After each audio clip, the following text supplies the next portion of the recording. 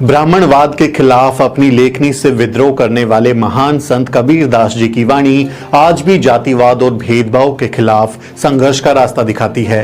बहुजन परंपरा में कबीर जैसे महानायकों का जीवन हम सबके लिए एक प्रेरणा है। इसीलिए हम आपके लिए लेकर आए हैं बहुजन नायक कबीर के 10 ऐसे दोहे जो ना सिर्फ जातिवाद, पाखंडवाद और ब्राह्मणवाद की मुखालफत करते हैं बल्कि हमें अन्याय के खिलाफ संघर्ष करने की प्रेरणा भी देते हैं। तो आइए शुरू करते हैं। जाति ने पूछो साधु की, पूछ लीजिए ज्ञान, मोल करो तलवार का, पड़ा रहन दो म्यान। कबीर कहते हैं कि ज्ञान का महत्व किसी की जाति या धर्म के आधार पर नहीं होता। ज्ञानी व्यक्ति की जाति और धर्म को किनारे करके उसका सम्मान करना चाहिए। कबीर उदाहरण देते हुए कहते हैं कि जिस तरह से मुसीबत में तलवार काम आती है न कि उसको ढकने वाली मयान, उसी तरह किसी मुश्किल में सज्जन का ज्ञान काम आता है न कि उसकी जाति और धर्म। कबीर यहाँ ज्ञान पर सिर्फ ब्राह्मणों के एकाधिकार को चुनौती दे रहे हैं। वेद पुराणों को रटकर खुद को ज्ञानी कहने वाले ब्राह्मणवादियों ने इंसान और इंसान में जन्म के आधार पर भेद किया, लेकिन कबीर भेदभाव का नहीं, इंसान और इंसान में प्रेम का संदेश देते हैं। वो कहते हैं, पोथी पढ़ी पढ़ी जग मुआ, पंडित भया न कोई, ढाई आखर प्रेम का, पढ़े सो पंडित होई। यहाँ कबीर बताते हैं कि लोगों ने तमाम पोथी पत्र और ग्रंथ रट लिए, लेकिन असल मायनों में कोई भी पंडित नहीं बन सका क्योंकि उनके अंदर दूसरे इंसान के लिए प्यार नहीं है। कबीर कहते हैं कि इस खोखले ज्ञान की जगह अगर ढाई अक्षर के शब्द प्रेम को पढ़ ले तो आप असली पंडित बन जाएंगे, यानी समाज के सभी वर्गों जातियों के साथ समानता का व्यवहार करेंगे। लेकिन 15वीं शताब्दी में जब कबीर ये सब लिख रहे थे तब कथित ऊंची जाति के लोग अछूतों की छाया से भी खुद को दूर रखते थे। किसी अछूत को देखकर ना जाने कितनी गालियां देते होंगे। इस पर कबीर कहते हैं, ऐसी बानी बोलिए मन का आपा खोए, औरन को शीतल करे आप हूं शीतल होए। कबीर कहते हैं कि किसी भी व्यक्ति के लिए हमें ऐसी बातें नहीं बोलनी चाहिए जिससे सुनने वाले को दुख हो और आप अपना आपा ही खो बैठें। हमें हमेशा ऐसी वाणी बोलनी चाहिए जो सामने वाले को खुशी दे। जब आप दूसरे व्यक्ति से अच्छी बातें बोलेंगे तो आपको भी अच्छा लगेगा। हमें अपने घरों में ये बातें सिखानी चाहिए ताकि वो किसी जाति या धर्म देखकर उसकी जाति और धर्म के आधार पर उसके प्रति नफरत जाहिर ना करें, क्योंकि जिन्हें आप जातिवादी ताने देते हैं अगर उन्होंने प्रतिकार किया तो आप पर भारी पड़ सकता है। कबीर का ये दोहा इस संदर्भ में भी समझा जा सकता है। वो कहते हैं, तिनका कभू न नींद दिए जो पावंतर होए, कभू उड़ी आंखिन पड़े तो पीर घनेरी होए।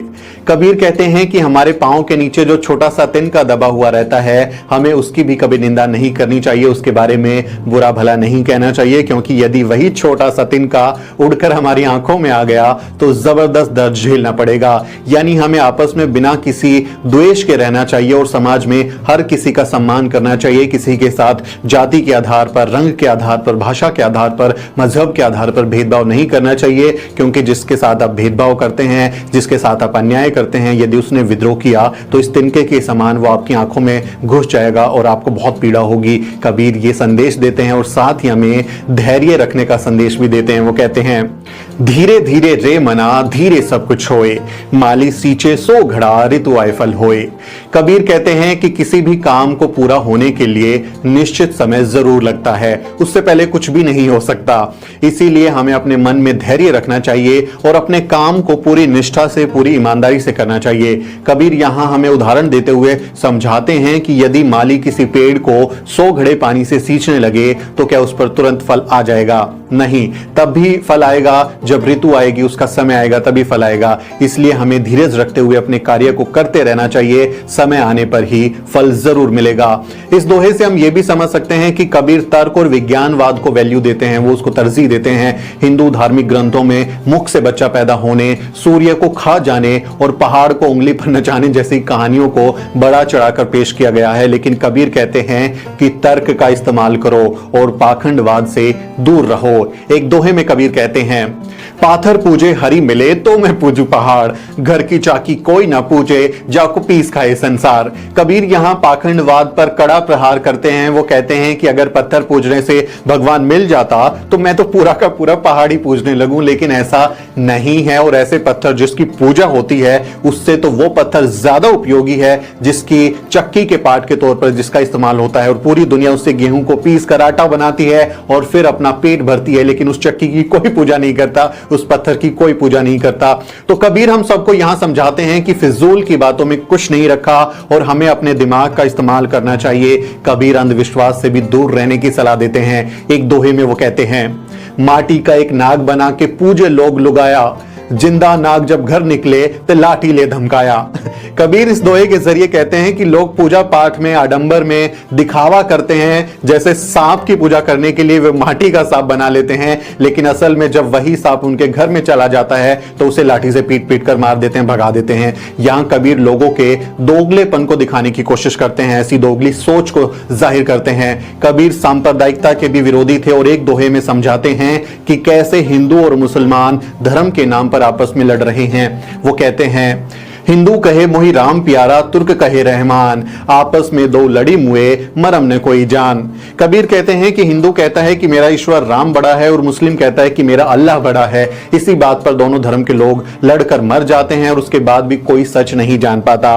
कबीर ने यह बात आज से 500 साल पहले कही थी, लेकिन आज भी उनकी बात एकदम सच है। हिंदू मुस्लिम धर्म के नाम पर आपस में लड़ रहे हैं, इससे समाज में नफरत फैल रही है। हमें ऐसा नहीं करना चाहिए। धर्म के अलावा कबीर जाति के सवाल पर भी बहुत जोर देते हैं और एक समतामूलक समाज को बनाने की प्रेरणा देते हैं।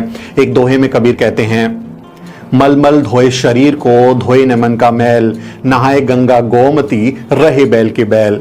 कबीर यहां उन जातिवादियों की पोल खोलते हैं जो कहते हैं कि गंगा जैसी नदियों में नहाने से सारे पाप धुल जाते हैं। पाप धोने के इस विचार ने अन्याय को और बढ़ाया है, क्योंकि शोषणकारी को लगता है कि वो मेहनतकश तबके पर चाहे जितना जुल्म कर ले, धार्मिक रूप से उसका कुछ नुकसान नहीं होगा और वो गंगा जैसी नदियों में नहाकर हवन पूजा करके अपने सारे कुकर्मों को धो डालेगा। लेकिन कबीर इस मानसिकता पर चोट करते हुए कहते हैं कि गंगा या गोमती में नहाने से तुम्हारे मन का मैल नहीं धुलने वाला, फिर भी तुम एक बुरे आदमी रहोगे। कबीर ये भी बताते हैं कि कैसे पाखंडवाद के नाम पर कुछ लोग हमें बेवकूफ बनाते रहते हैं। एक दोहे में वो संदेश देते हैं, कबीरा कहे ये जग अंधा, अंधी जैसी गाय, बछड़ा था सो मर गया, झूठी चाम छटाए। कबीर यहां आगाह करते हैं कि कुछ लोग इस दुनिया को अपनी दुकान की तरह इस्तेमाल करते हैं और अपनी दुकान चलाने के लिए दुनिया को अंधा बनाए रखते हैं। वो उदाहरण देते हुए समझाते हैं कि जैसे जब गाय का बछड़ा मर जाता है तो उसका दूध निकालने के लिए लोग बछड़े की खाल में भूसा भर के गाय के सामने रख देते हैं और गाय को लगता है कि वो उसका बछड़ा है और वो उसे अपना बछड़ा समझकर चाटती रहती है और मालिक उसका दूध निकाल लेता है। कबीर यहां समझाते हैं कि जिस तरह से एक विवेकहीन गाय सच नहीं पहचान पाती, उस तरह से लोग ये नहीं समझ पाते कि कैसे धर्म और पाखंडवाद के नाम पर उनका मूर्ख बनाया जा रहा है। गाय की तरह पाखंडी लोगों को बेवकूफ बनाकर उनका दूध यानी धन और संपत्ति लूटते रहते हैं। धार्मिक गुरुओं और मंदिर मठों में दंडवत होने वाले बहुजन समाज के लोगों के लिए कबीर की ये सीख आज भी सबसे ज्यादा अहम हो जाती है। हमें यह पहचानना होगा कि कौन हमें गाय की तरह बेवकूफ बनाकर मलाई खा रहा है। तो कबीर के ये दोहे जितने 500 साल पहले जरूरी थे उतने आज भी हैं और हमें उम्मीद है कि इन दोहों से आपको कुछ ना कुछ अच्छी सीख जरूर मिली होगी। बहुजन परंपरा से आने वाले कबीर जैसे महानायकों की वाणी हम सब के लिए किसी प्रेरणा से कम नहीं है और समता मूलक समाज को बनाने का जो ख्वाब हमारे महानायक और महानायिकाओं ने देखा था, उसे हम उन्हीं के विचारों पर चलकर सच कर सकते हैं। ये वीडियो आपको कैसा लगा कमेंट के जरिए जरूर बताएं और अगर आपके पास कोई सुझाव है तो वो भी दें और इस वीडियो को ज्यादा से ज्यादा शेयर करें ताकि हमारे समाज के लोग कबीर के विचारों से लाभ उठा सकें।